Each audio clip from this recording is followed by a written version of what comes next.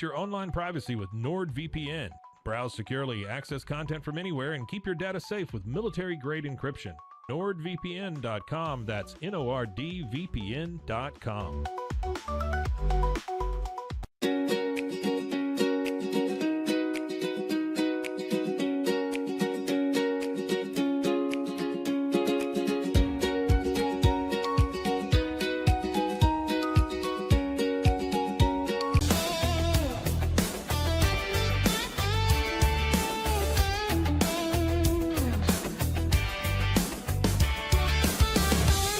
It's not just a glove, it's a 44 Pro. Crafted with dedication, made for performance, and built to last. Get your custom glove today at 44pro.com and experience the 44 Pro difference. That's 44pro.com, 44 Pro.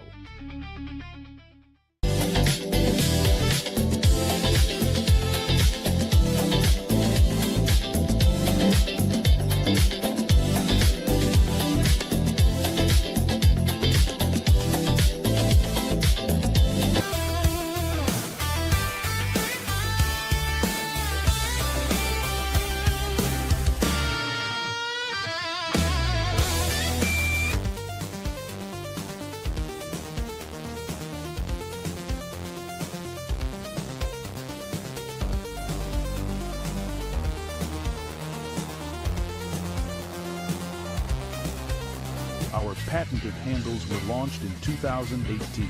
We continue to push the boundaries of strength training. Join us in making your training more natural and effective. Visit Engels90.com to learn more and revolutionize your workout.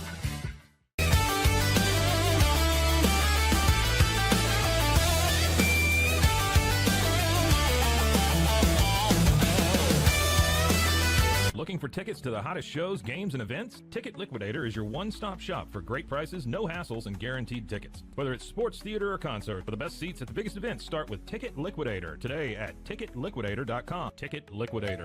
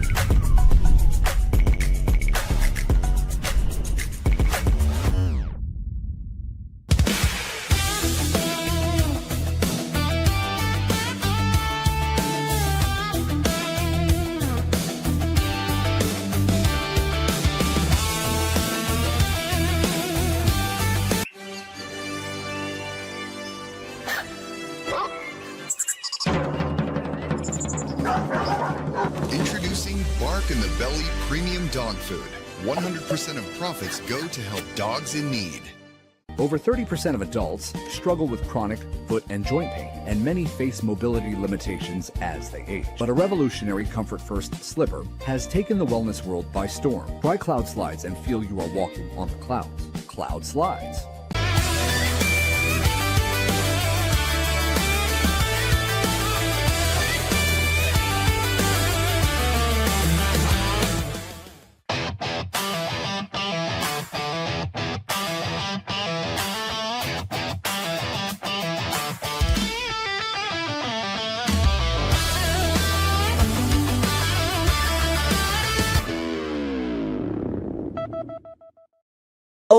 Hello, welcome on in. 10 days out from Super Bowl 60. It is the Wicked Boston Show with Cam Stewart here on the Rogue Media Sports Network. I'm your host, Cam Stewart. Zach Burke behind the glass, keeping us on the air 5 days a week, live on YouTube, 1 p.m. Eastern time, and then we're available wherever you get your podcasts as well. We are talking, of course, about some Super Bowl buildup and mainly Drake Maye's injury here, because the other day we laughed it off, and yet there are reports coming out that maybe we shouldn't be laughing this off. Also, we will hear the top 5 single-season turnarounds in NFL history. Man, I love a good top 5 list. I love putting together a good top 5 list, man. If you were watching the show in the summer, you'll know that. I love a good top 4, top 5, sometimes a little top 8 in there. But this Patriots team is one of the great turnarounds that we've ever seen in this league. Where do they rank among the greatest ever? We will talk about that. And speaking of injury, concern, and icons of Boston sports, Jason Tatum now apparently going to sit out the rest of the 2025-26 season officially. That looked like it was going to be a nice boost to have him coming back for what's already a pretty good Celtics team. But this latest injury update is not a great one for the Celtics. So we're going to ask what happened and try to get to the bottom of it. All that and more coming up on this episode of the Wicked Boston Show with Cam Stewart right here on Rogue Media Sports Network. It is your lunchtime alternative to Boston Sports Talk Radio. By the fans, for the fans. Let's talk about Drake Maye. Okay. The other day, we went through the Dr. Chow video and went through Dr. Chow's illustrious history of medical malpractice and said, Drake Maye's not hurt. This guy has literally a history of not getting medical things right. It seemed like a joke the other day that Drake Maye was hurt to his throwing shoulder and wasn't going to play in the Super Bowl. And I'm not saying he's not going to play in the Super Bowl, but it's starting to feel like it's going to get more real here because now Drake Maye has appeared on the Patriots injury report. But there is a bit of a caveat to that. The Patriots did not practice yesterday, and yet Drake Maye was on the injury report as being kind of limited in practice. Ones they didn't have. This happens with the Super Bowl. The league makes you put it out there on Wednesdays, who is limited in practice, who's a full participant, who didn't practice at all. And in the Super Bowl, when you have 2 weeks to prepare for it, you still have to do it as if you were running a practice yesterday, which the Patriots were not. And Drake Maye appears on that list. Throwing shoulder, right shoulder. And now it's like, oh man, is there something for real here? Well, there's 2 different ways you can look at it. One is that this is a real injury, okay? Because what we're starting to hear now, I think Phil Perry was the first one to report it, was that it's not that Drake Maye got hurt on that Ufanga play in the third quarter against Denver, but rather he was already hurt with his right throwing shoulder that was already injured. And this hit against Denver in the third quarter that Dr. Chow was talking about the other day doesn't help. So already you were wondering if there was something going on before. And that's what Phil Perry heard. That's what Mike Giardi heard. That's what the insiders are reporting, that there already was a bit of an injury there. And it shouldn't come as too much of a surprise. In fact, Drake himself went on EEI and talked about what this could be from. Now, he said he's feeling okay. In fact, he said it twice, I'm feeling good. But this was the rest of the quote. Going to get some extra rest. I really don't think it was from the game, just the buildup from throwing. This is what, including training camp, 30 weeks straight of throwing 4 days a week. It can add up. I got some extra rest, feeling good, and ready to go for the Super Bowl. That is, I think, something that needs to be taken into account here. This is a guy who started, 10, 11 games last year as the Patriots quarterback. This is his first full season, and he has never played 20 football games in a season. Partially because it's kind of crazy to play 20 football games in a season. But since mid to late July, he has been doing that, throwing 30 times a day, 4 times a week for more than half a year now. He's 23.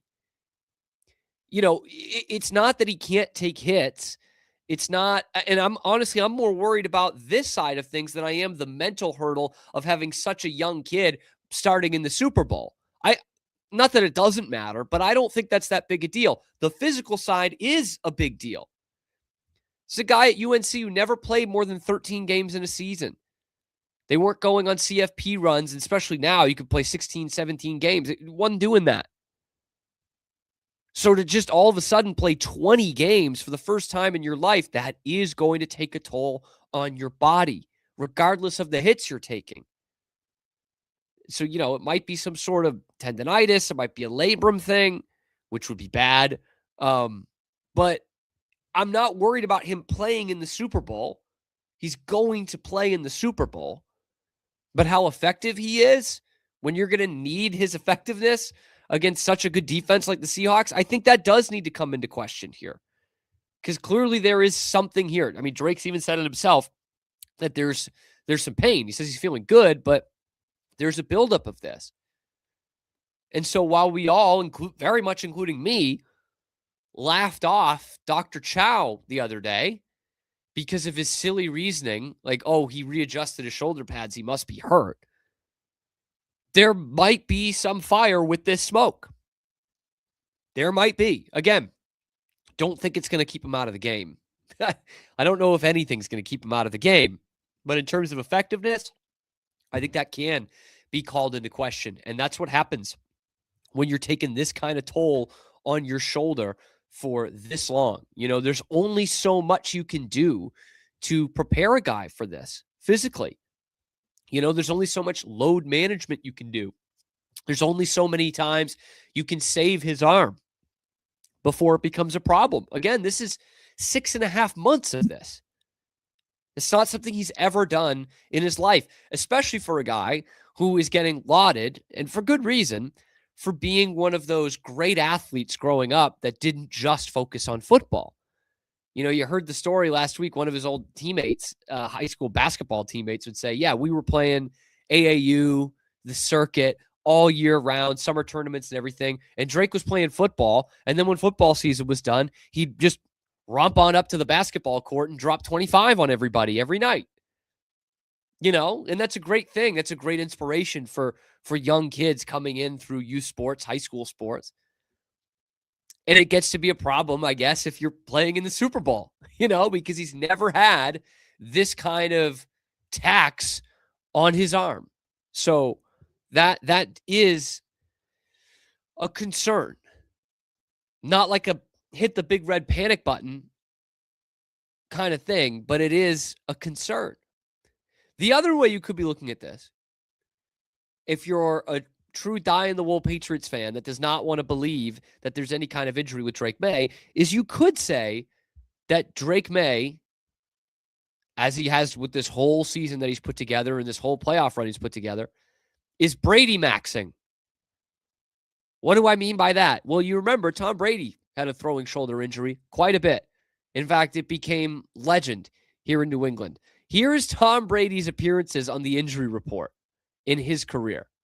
Couple of ankle problems, the knee for a year, left shoulder one time, but 116 weeks on the injury report for the right shoulder. Just became an entire thing, man. For like 7, 8, 9 years, it was just every single week he would pop up on the injury report for that. To the point where I think they were like changing the rules of like, you can't just list someone for the same thing 10 years in a row. You can't just do that. But that's what the Patriots did. They didn't want to show their hand too much. I think it's kind of slimy. I don't like, college football coaches are doing it now too. I don't love it as a loose term media member. But maybe that's what they're doing here. Maybe they're rekindling some of that old magic. Mike Vrabel was on the team when Tom Brady had this endless right shoulder injury. Josh McDaniels was his OC when he had this endless right shoulder injury. So who knows? If you really don't want to say that maybe there is an injury to Drake Maye here, which I think is the case, then you can just say Brady maxing. That's all he's doing. They're just pulling the Tom Brady card again. Maybe that's the case. That'll make me feel a little bit better about myself if that's the case. But look, we all laughed at Dr. Chow the other day. I laughed at Dr. Chow the other day. And I don't think it's going to keep him out of the Super Bowl. But it sounds like from all the reporting that this thing is real. And I think it's an opportunity for Josh McDaniels to really cook up something. as if he did not have enough on his plate trying to figure out this Seahawks defense, how he's going to block on the left side, whether he's going to be able to establish the run at all, how much man the Seahawks are going to play, because the Patriots are better against the zone than they are against man coverage. And especially if your quarterback has a right shoulder injury, that does change a lot, the scheme that Seattle comes out in. They'll probably play man all day because, man, you got to put some zip on the ball. And while Dr. Chow did not get this part right, I will say that, he has the hit that leads to the injury, which probably just exacerbated an injury a bit. Then he has the flea flicker, Drake Maye does. And look, I hated the reasoning that because it was a flea flicker, he has an injury. No, but there is a bit more loft on the flea flicker throw than there is to the 1-2 plays later where Kayshon Boutte's running a quick out, and there's got to be some mustard on it, some zip on it, and it falls well short. That could change both teams' game plans going into the biggest game of the season. So anyway, let me know what you think in the comment section below. Oh, one other thing, because we're going to talk about it in the coming days. Like, the Patriots are David. It's a David versus Goliath. And for the first time in 25 years, the Patriots are in a Super Bowl where they are David. I would say firmly so. Everyone's going to be picking the Seahawks. They already are. But my man Jay Cuda from Twitter, who is a great account, comes up with maybe the stat that will save the Patriots' ass here. Look at this stat. In this century, every time the Super Bowl has been played in between the two teams, because I guess one played in their home stadium, one team traveling east and one team traveling west, so not both teams going the same direction. The team traveling west has won every single time. The Patriots are traveling west. The Seahawks are not. It's mostly south, but it is a little bit east, just a wee bit east. So maybe that is the benefit for the Patriots here. It already happened for them against the Seahawks in Glendale. Maybe that is what you can hang your hat on for those of you rushing to put your bets in for next week before the line changes. But let me know what you think about this Drake Maye injury and what impact it could have on the game. I mean, let me know in the comment section below. Are you worried about this? Be sure to like the video, subscribe to the channel, because we do come at you every weekday, live on YouTube, 1 p.m. Eastern time, and then available wherever you get those podcasts as well. It is your lunchtime alternative to Boston Sports Talk Radio right here on the Wicked Boston Show with Cam Stewart. We're going to get into one of my favorite exercises in the next segment. We're going to do a nice top 5 list. And I love a good top 5 list because the Patriots are having one of the greatest single season NFL turnarounds in the history of the league. But where exactly does it rank all time? We'll answer that question after this short break on the Wicked Boston Show.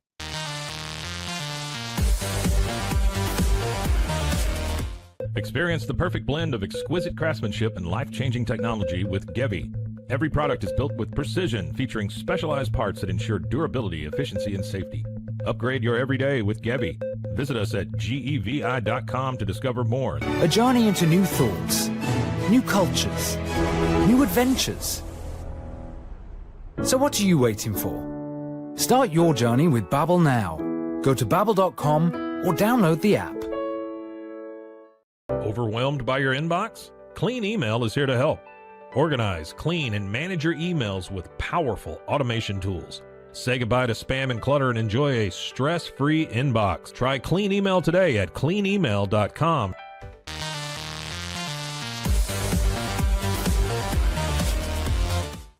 Better sleep, inspired by nature. Your back, hips, and shoulders will fall into perfect alignment in any position, meaning that you get deeper, more comfortable rest. Visit ecoterrabeds.com. Is your Mac running slow? Mac Booster 8 is your all-in-one solution to clean up 20 types of junk files. Get your Mac running like new again with Mac Booster 8. Visit macboost.net today. Tervis is all about staying hydrated. Each product is built to last and comes in endless designs to match your personality. Stay refreshed and express yourself with Tervis. Visit tervis.com today and find your perfect tumbler. The You Like Air 3, launched in 2023, ushers in a new era of sapphire ice cooling technology, offering nearly painless hair reduction in just 3 weeks. That's ULIKE.com. You Like.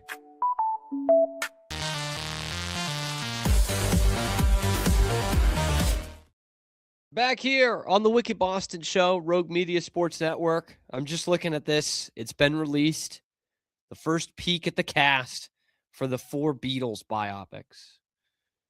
I love the Beatles, man. I'm not exactly looking forward to this. I haven't heard of 2 of these guys. Barry Keoghan is Ringo Starr. Do you know him? That might be good. Maybe he'll do the Scouse accent for the whole film this time rather than Saltburn, where he just did it for a couple minutes. And Paul Mescal as Paul McCartney. That'll be easy to remember. But I don't know. And do we need 4 separate movies? Does the Beatles need a movie? That's where I kind of come to that sometimes in biopics. Like, do they really need it? Like, did Elvis need a movie? We kind of knew who Elvis was, kind of a legend. Like, Tom Brady doesn't need a movie. He's like the biggest legend to end all legends. The Beatles, same thing. You know, I don't think they need a movie. I don't think they do. Like doing one for Ian Curtis in Joy Division. That was a great story that it didn't end great, but a fascinating story that not a lot of people knew about. It's good for a biopic. Johnny Cash, even him. And it helps that they nailed that one. But anyway, that's not what we're talking about right now. It is the Wicked Boston Show. It is your lunchtime alternative to Boston Sports Talk Radio. We are talking about the Patriots. These New England Patriots are having one of the greatest turnarounds in the history of the NFL. I'm talking single season from worst to first and then some. So what I wanted to see is where they actually rank all time. Let's do it. Let's do the top 5 single season turnarounds in NFL history. Now, we do need to put these important things out there. First and foremost, it is a single season turnaround that I'm talking about. Okay. Some of these have great, 2-season turnarounds that should still, be celebrated, but I'm talking about single season. And the other thing that I'm coming into here is I am fully taking playoff results into account. In fact, all 5 of the teams, I'll give it to you right now, all 5 of them made the Super Bowl, at least. So I know there's some good ones, like the 1-15 Dolphins to the 11-5 division champions in 2008, 3-13 to 13-3 in Peyton Manning's second year with the Colts. But the ultimate goal is to make and win the Super Bowl. So in this list, they're going to be Super Bowl teams because those are the ones that I hold in the highest regard because that is what we're playing for. So without any further ado, let's do it. The top 5 single season turnarounds in NFL history. Number 5, the 2021 Cincinnati Bengals. This would be like one of the greatest ever 2-season turnarounds as well, by the way, 1-15 in 2019, all the way to the Super Bowl 2 years later, but they weren't very good in between. 4-11-1 in 2020. Joe Burrow blew out his ACL in that season, and that kind of took a huge hit, obviously. Those 4 wins, 3 games better than they were in 2019. They were horrible. 3rd straight last place finish in 2020. Even the Browns were winning at that point, and so the Bengals were just left behind. That was the year that guy in Milan, Indiana, was living in a tent outside his house and wouldn't come back inside until the Bengals won a game. Like, that's what we were talking about. And then in 2021, they had a healthy Joe Burrow, and they had Jamar Chase with him, and everything changed. Burrow and Chase leads to championship results for the second time already. It already happened at LSU, and then it starts to happen at Cincinnati. Beat the Raiders. I know, Raiders in the playoffs in the 2020s. And that was their first playoff win in 31 years. Man, it had been all the way since 1990. But then, of course, their luck was going to run out, right? Because they were going to go on the road and face the number 1 seed, the Tennessee Titans. But the luck did not run out. They upset Mike Vrabel's Titans. And then the next week, surely, the luck was going to run out. They were going to Arrowhead to face Patrick Mahomes and the Kansas City Chiefs. Except it did not run out. Joe Burrow leads the drive at the end of the game. Evan McPherson hits the game-winning field goal, and the Cincinnati Bengals go to the Super Bowl. And I was rooting for them, man. I was really pulling for them in that one against the Rams. A little too much Aaron Donald in that game, and they come up one drive short, and the Rams win the Super Bowl. But to go from 4-11-1 and hapless for a long time to the Super Bowl the next year is pretty dang impressive, especially for a guy who, again, is starting in his first full season at quarterback. That will not be the last time that happens on this list, because just like that, we go to number 4, the number 4 greatest NFL single-season turnaround ever, the 2025 New England Patriots. Didn't take long. Didn't have to wait long to see where they would appear on this list on the Wicked Boston Show. But back-to-back 4-win seasons. And now they're in the Super Bowl. But of course, it's single season. That's what we're talking about. In 2024, they were as much of a mess as they have ever been in the history of this franchise. And that is really saying something. Because for the first 40 years of the Patriots franchise, there were a lot of messes. But that 4-13 team a year ago was right up there with the biggest messes they've ever had. You know, Bill Belichick was gone, and then we go to Drake Maye, 1 year. 1 year he's out. It's not an era, it is an error. And remember, last year we were all pissed, having a meltdown because the Patriots won their last game of the regular season and lost the number 1 overall pick. We were pissed about that. It's not supposed to happen that the next year that team goes to the Super Bowl. But like all the years ahead of them, or all the teams ahead of them on this list, it comes with a quarterback in his first full year starting. That's Drake Maye. And he has an MVP caliber season, which is pretty much the biggest reason the Patriots went from 4-13 to 14-3. A 10-win swing. They're one of the few teams in NFL history to ever do that. And of course, you got to give credit to Mike Vrabel, first-year head coach. He's the only first-year head coach that makes it onto this list. First year with the team, obviously. And this is what makes it even more crazy is this 2025 team doesn't look that much different from the 2024 team. Like, I know, Stephon Diggs and Milton Williams. Those are two big additions, right? And, you know, Robert Spillane's been good. Carlton Davis has been good. Will Campbell was good in the regular season. Minor kind of tertiary pieces here. But you look at, well, not Milton, you know what I mean? Diggs and Williams were big additions, but the rest are kind of supporting characters. But you look at the core of this team, and it is very similar to where they were in 2024, right? It's Drake Maye, Christian Gonzalez, Kayshon Boutte, Marcus Jones, Christian Barmore, Ramondre Stevenson. A lot of these core guys were core guys that were on the 2024 team and some on the 2023 team, like this franchise that was bottoming out. To me, that's what makes this turnaround so crazy. They needed an adult in the room, like a Mike Vrabel, like a Josh McDaniels, like a Doug Marrone. You know, like they needed those guys just as much as they needed Drake Maye, Stephon Diggs, Milton Williams, a new Kayshon Boutte, Christian Gonzalez, you know. But this was when the Patriots fans were finally supposed to take their medicine, right? The rest of the league was like, finally, man, finally, these guys are going to suck for a decade or two. Like the Jets and the Bills and the Dolphins all had to in the AFC East. Not the case. Not the case. They took a couple years off. They were pretty bad for a couple of seasons, but now they're here and they're in the Super Bowl. And for the first time in about 25 years, they're a big underdog in the Super Bowl. But hey, we've seen that before. We have seen that before in New England, and they have come out on top. David versus Goliath. We have been there several times. The number 4 all-time greatest turnaround single season in NFL history this season, the 2025 New England Patriots. And look, if they do slay the dragon and use the slingshot here, they could slingshot their way higher up on the list for next year. But right now, they sit at number 4. Pretty admirable so far.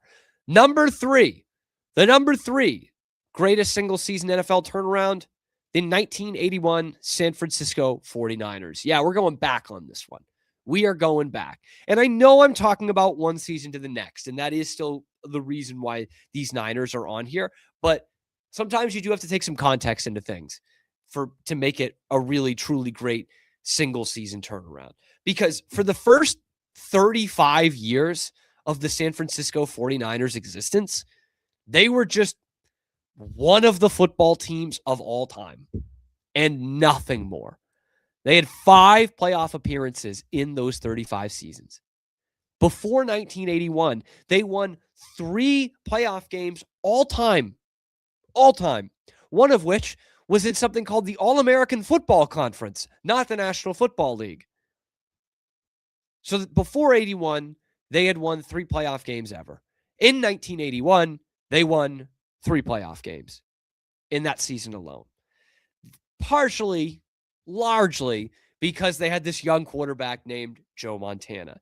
And we know Joe Montana, Bill Walsh, man, one of the great coach-quarterback combos of all time, except for the fact that Bill Walsh didn't really want to use him in the first couple seasons. One of the craziest stat lines of all time, in Joe Montana's rookie season in 1979, he appeared in all 16 games.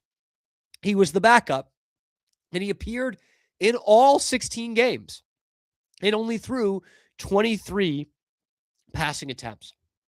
It's crazy, man. That team was 2-14. But remember, we're only looking at the single season, one season to the next. So we got to look at 1980.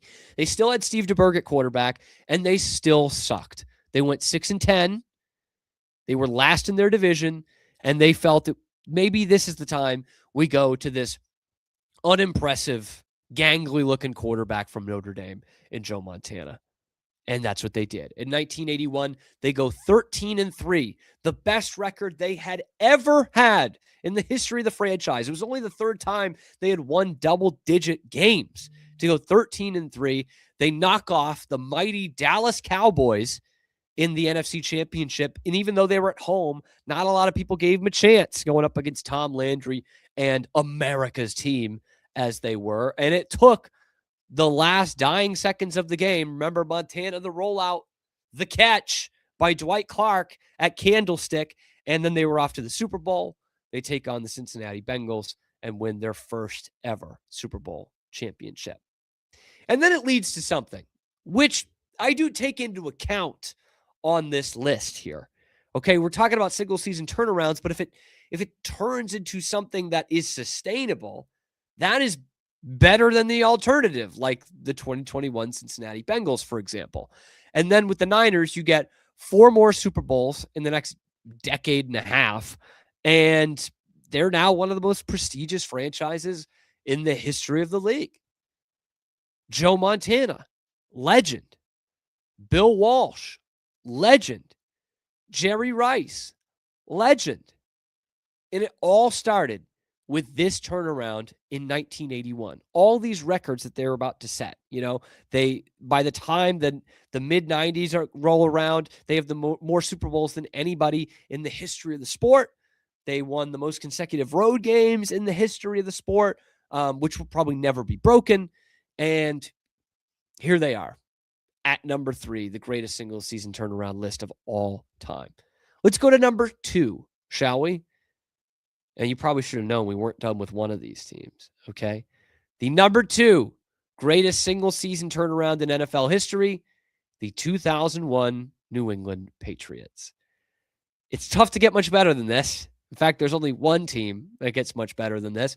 We know a lot about this team by now. And certainly if we're talking about the greatest turnarounds ever that led to a bunch of lore, you talk about the 81 49ers, you talk about the 01 Patriots, okay? So Belichick's in his second year at this point. First year, the year 2000, they were 5-11. And then they start 0-2 in 2001. Your Pro Bowl franchise quarterback who just signed a 10-year deal is hurt, barely lives through the night. Like, this is about as dead as you can get in an NFL season, where the Patriots were in mid-September of 2001. Okay? There's some other bad things, not football, going on. But for the Patriots, it was a pretty dire situation in terms of where their franchise was headed. Now, mind you, this was a steady decline. And that's just to put you in the mindset of where Patriots fans were at this point. Much like we talked about with the 49ers leading up to the early 80s, they had no hope. Like, no one gave them chances to win in anything because they had never done it. The Patriots, they made the Super Bowl in 96. Then they lost in the divisional. Then they lost in the wild card. And then they didn't make the playoffs for a couple of seasons. Like, it's steady decline. 11 wins in 96 to 10 to 9 to 8 and then to 5 in a span of 5 seasons with 3 different head coaches. This is a franchise that is going back to the bottom, where they basically spent their entire history. They almost moved twice in the 8 years leading up to this 2001 season. The full context here is dire. But again, we go back to 2000. The Patriots stunk. And Belichick ran a lot of guys off, brought in a lot of new guys, including in 2001, guys like Brian Cox, but then a couple of people that you'd never heard of, like Mike Vrabel, who was just trying to get on the field some more than he did in Pittsburgh. And then it turned around. Drew Bledsoe gets hurt. You think your season's over, and really the greatest run in the history of the league is only about to begin. You know the rest. Tom Brady comes in. He solidifies himself as the starter. They get to 5-5 after a loss to the St. Louis Rams, and then they rattle off 9 straight wins. They win the division. They finish the regular season at 11-5. They win the Snow Bowl, a bit controversially. They go on the road in Pittsburgh and beat the Blitzburg Steelers. And then they pull off one of the greatest upsets in the history of the Super Bowl by beating the greatest show on turf, the St. Louis Rams in New Orleans. And what it kicks off is the greatest dynasty in the history of sports. Brady never loses his job after that. The Patriots win 5 more Super Bowls in the next 18 years. In an era where it's all supposed to be about parity, free agency, salary cap, draft rules, the Patriots created an immovable object. And it all started with that 2001 team, which is the second greatest single-season turnaround in the history of the NFL. We've gotten to our top spot. Let the drama begin. Embrace the debate here. The number one, unequivocal, greatest turnaround in the history of the NFL, the 1999 St. Louis Rams. We had to give the Rams a win over the Patriots at some point.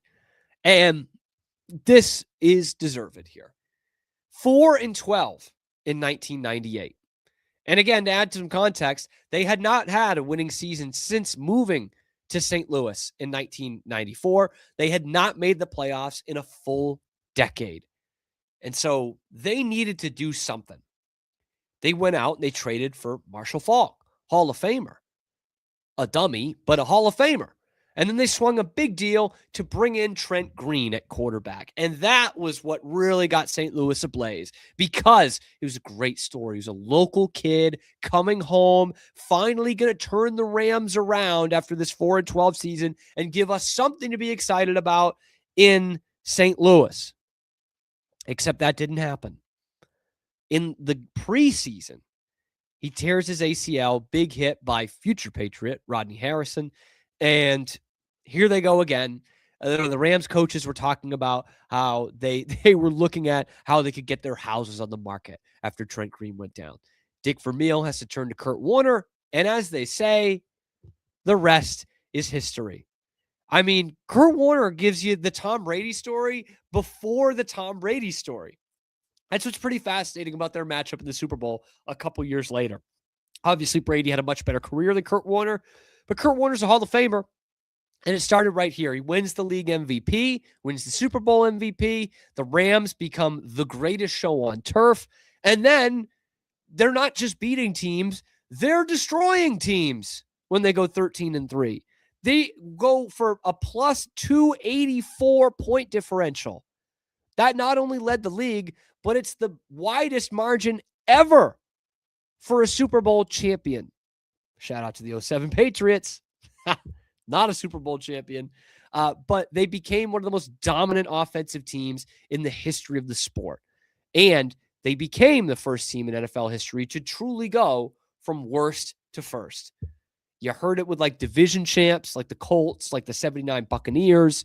But really, it was the Rams that did it. And what's fascinating about this season is you have two teams that are among the greatest turnarounds ever. Most lists will have the 99 Colts, like I just talked about, going from 3-13 to 13-3. But the Rams have to be higher because they took it a couple of steps further and actually won the Super Bowl. This is, again, the Tom Brady story before the Tom Brady story, which makes it really fascinating that 2 years later, Tom Brady upsets the Rams in the Super Bowl. And it's that great sound clip from NFL Films where Ricky Prohl goes to the camera as they're doing pregame intros, Super Bowl 36. And he says, "Tonight, a dynasty is born." And he was right. He was just talking about the wrong team. But you can't say that the 1999 Rams are not the greatest turnaround in NFL history. 4-12 to Super Bowl champs. Doesn't get much better than that. Hasn't gotten much better than that ever in the history of sports. So let me know what you think. What is the unequivocal greatest turnaround in the history of the NFL? Let me know in the comment section below. Be sure to like the video. You're going to subscribe to the channel. It's completely free. Helps you know when we're going live on YouTube every day, 1 p.m. Eastern time, then wherever you get your podcasts as well. It is your lunchtime alternative to Boston Sports Talk Radio, by the fans, for the fans, right here on the Wicked Boston Show with Cam Stewart. When we come back, we've already talked about Drake Maye's injury concern. Could there be an injury concern for the Celtics? They were supposed to get their best player back. Things were looking good. But is that happening anymore? We'll talk about it next on the Wicked Boston Show.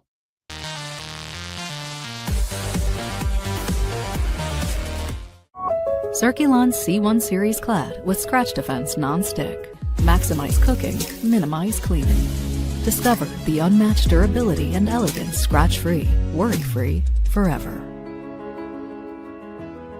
At Covers & All, we've revolutionized protective solutions with cutting-edge, customizable covers, tarps, and curtains. We deliver premier protection at affordable prices and express shipping. Visit coversandall.com today for the perfect fit, guaranteed to last.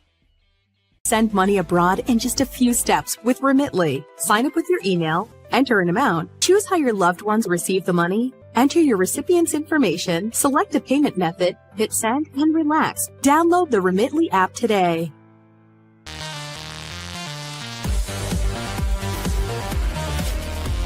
Experience the future of secure private cloud storage with Internix. Protect your files with end-to-end encryption, ensuring your data stays private and accessible only to you. That's INTERNXT.com today.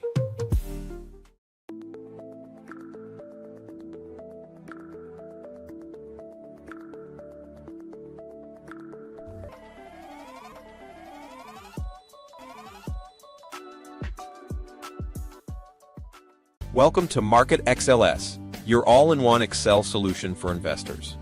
Designed as an enterprise-grade platform, Market XLS caters to investment managers, secure and efficient investment management and research. Book your free demo. What if you could clean clean? With bio-based formulas and deep cleaning enzymes. No dyes, phthalates, or mystery ingredients. Just powerful pods for your dishes and laundry. Now you can, with drops made clean, made to clean.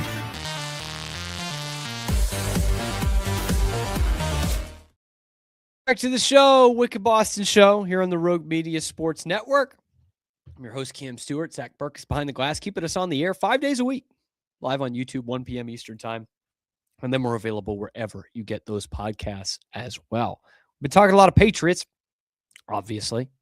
That's what we're going to be talking about a lot in the next 10 days leading up to Super Bowl 60, and pretty much almost exclusively Patriots next week. We'll be around, by the way. I'm going to be around the Moscone Center in San Francisco, where Radio Row is being held. I cannot wait. We're going to be right in the thick of it, man. We're going to be right in the thick of it. The Rogue Media Network is going to be right in the thick of it. Pete Souza will be doing the Pete Souza Show, which I produce from the Moscone Center in San Francisco. I'll be poking around. I'll be sticking microphones at people's faces. We will have quite a show coming for you next week leading up to the Super Bowl. But we do shift gears a little bit here because I want to talk about the Celtics. And honestly, man, before we get into it, it's almost sucks for the winter sports teams here that the Patriots are doing so well on shows like this, because I'd love to talk about how hot the Celtics, well, not last night, but how hot the Celtics and the Bruins are right now.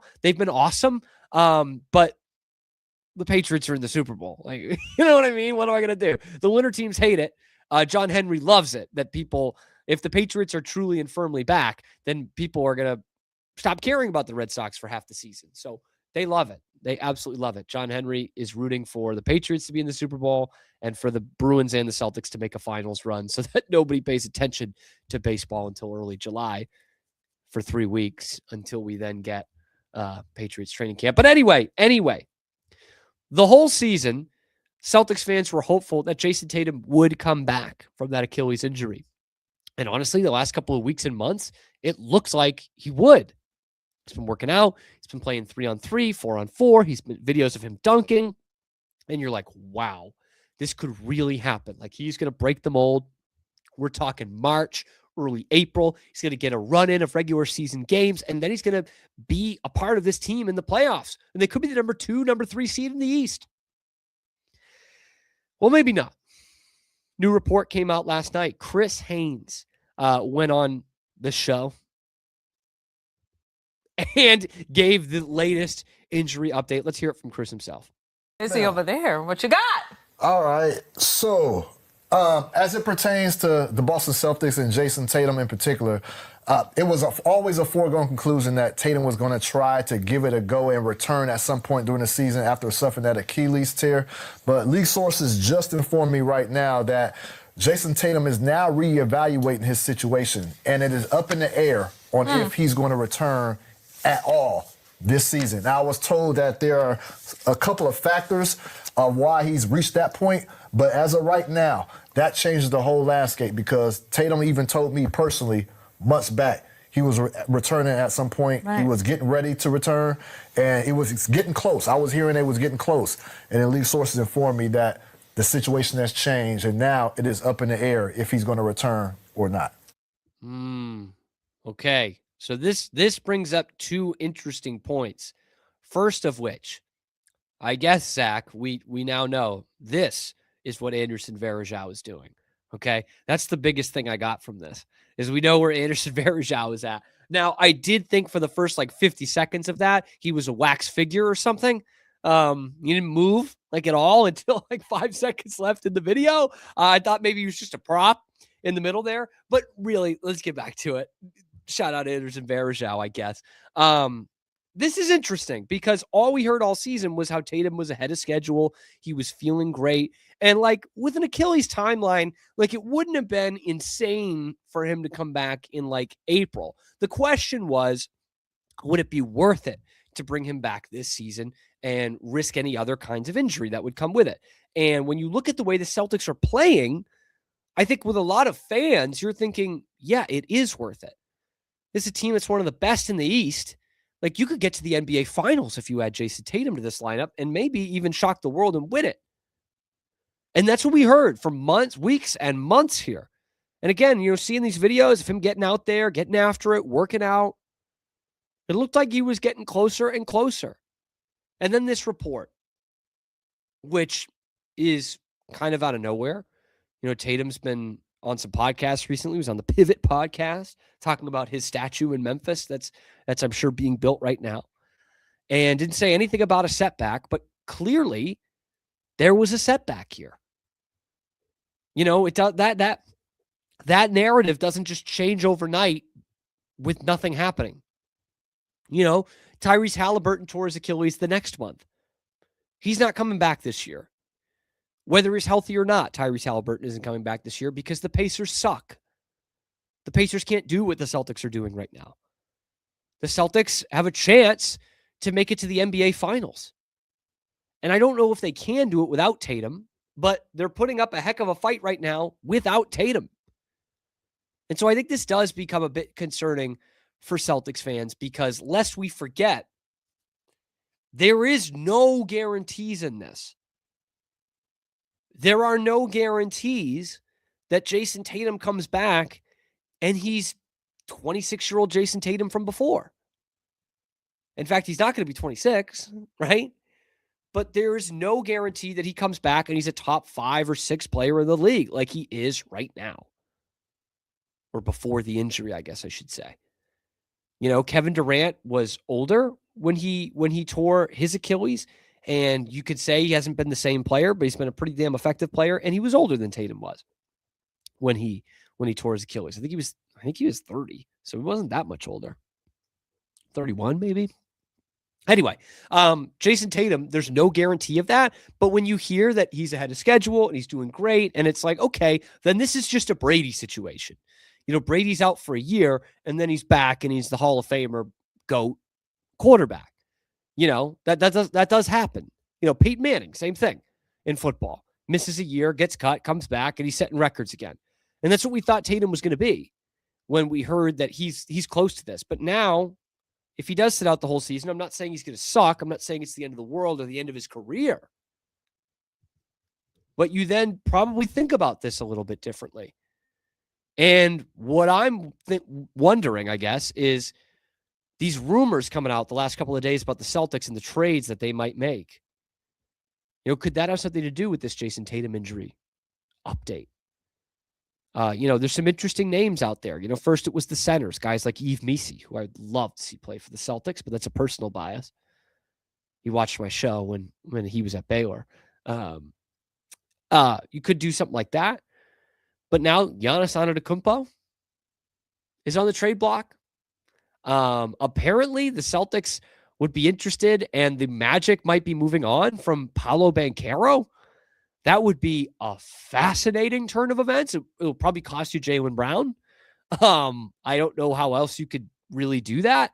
But that becomes fascinating if they feel there's a Tatum setback and they say, you know, we could have traded Jaylen Brown at the beginning of the year. It kind of started this thing over to build around Tatum with good young capital. We didn't do that. It's worked so far. Now we could do it. We could reset it and do it with Paolo Banchero, have a true established superstar rather than taking a flyer, quote unquote, with someone like Cooper Flagg. This I think changes some things for the Celtics team, which is too bad. I really wish it could have been, you know, kind of a status quo as we thought it could be, and just have Tatum get added to this team in April and see where it could have gone from there. But this is a bit of a concerning update. Let me know what you think in the comment section below. How does this change your mind for the Celtics in this season? Let me know in the comment section below. Be sure to like the video, subscribe to the channel. We come at you every weekday, live on YouTube, 1 p.m. Eastern time, and then we're available wherever you get your podcasts as well. Okay, it is your lunchtime alternative to Boston Sports Talk Radio by the fans, for the fans, right here on the Wicked Boston Show with Cam Stewart. Shout out to you, Blue Cloud 1219. Drake's injury not serious. I hope you're right, man. I hope you're right. It's not going to keep him out of the Super Bowl. That's what I keep coming back to. It's not keeping him out of the Super Bowl. Let's see what it does do, though.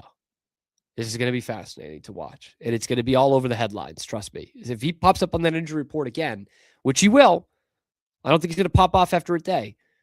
It's going to be a huge part of this story. But anyway, thank you guys for tuning in today. We'll be back tomorrow. We get an interesting guest tomorrow that does a lot of film breakdowns on YouTube. So this guy, he studies these teams inside and out, and he's got some fascinating takes on what the key matchups are in Super Bowl 60. That's all part of tomorrow's show. Again, join us at 1 p.m. Eastern time live on YouTube. Check out the page, find all the segments afterwards, and we will see you then on the Wicked Boston Show with Cam Stewart.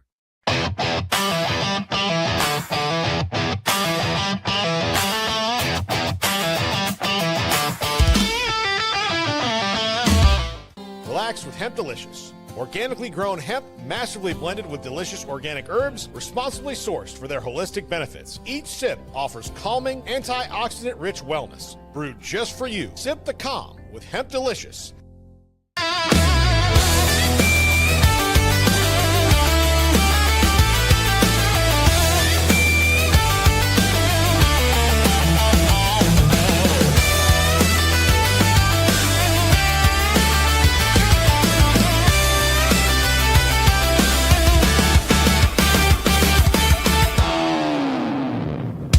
At Open Goal USA, we're revolutionizing training for both soccer and lacrosse with our innovative portable rebounders. Perfect for players of all ages and skill levels. Visit OpenGOAAALUSA.com and elevate your training today.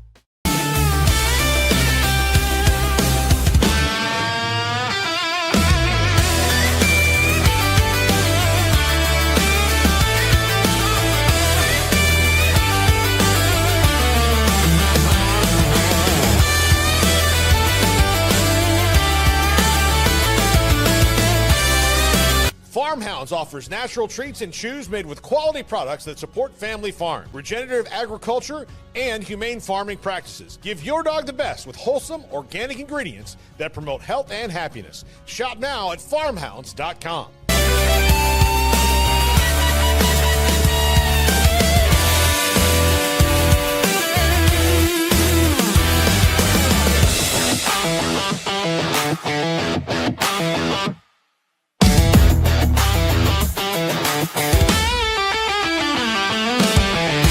Get paid faster with Bill, the easiest way to send, receive, and manage your payments. No more delays, no more hassle. Whether you're a freelancer or a business, Bill makes payments seamless and secure, simple, fast, and reliable. Sign up today at Bill.com.